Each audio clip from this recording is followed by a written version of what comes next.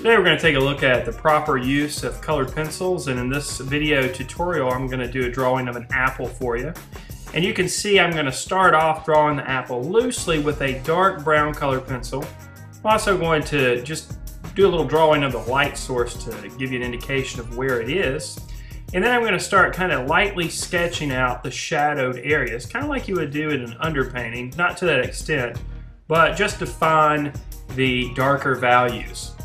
Then I'm going to go over the top of it with the local color of the apple with the colored pencils. And in this case, it's going to be a red apple. So I'm using a deep red to color over. Now, what I'm going to be doing here is I'm going to be layering my colors. I'm going to be mixing the colors. And so you can see I used a brighter red to kind of go ahead and highlight some of those areas. I'll go ahead and define the stem. And then I'm going to take that dark brown again and start to define some of the shadowed areas on the apple even further. And the proper way to use colored pencils is basically to build up layers of colors, much like you would with a painting. And each layer that you put on will naturally mix with the color underneath. That'll give your color depth and it'll make your drawing look more realistic. So I've also added some green and some yellow on there. And the apple that I'm drawing actually has those green and yellow areas in it.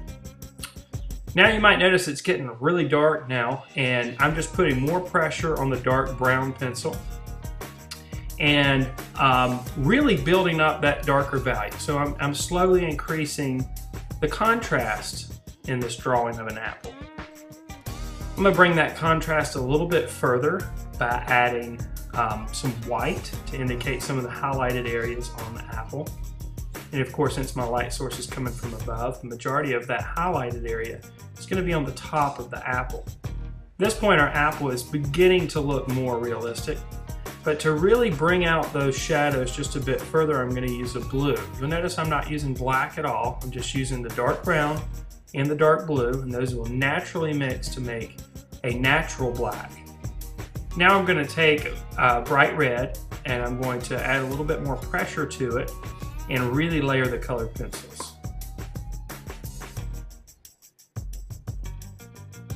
At this point, because I've spent so much time and attention to layering the colors and creating some depth in the color, my apple is really beginning to look realistic. This is the proper way to use colored pencils. A lot of people that I see that use colored pencils just put one layer of color on, or they don't really think about color mixing.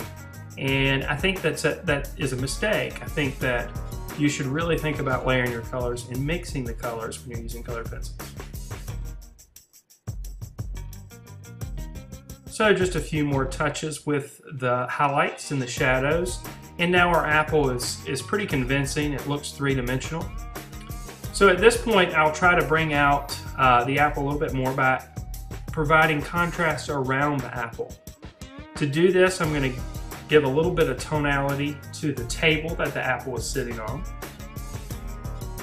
And then I'm going to put a little cast shadow underneath the apple, again with the brown and the blue, no black.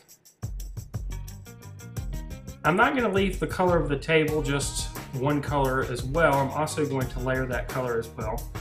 So I'm going to add a little bit of white to it.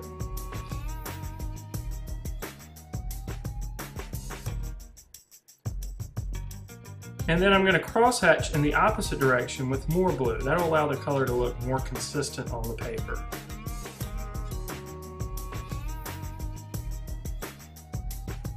Then I'm going to burnish the colored pencils with a white. You can use a colorless blender if you have one. If not, a white works pretty well. And then I'm going to go back and touch up some of my outlined areas. I'm also going to add a background. In this case, it's going to be a yellow-green just to provide more contrast. And this will bring us to the end of this video tutorial on colored pencils.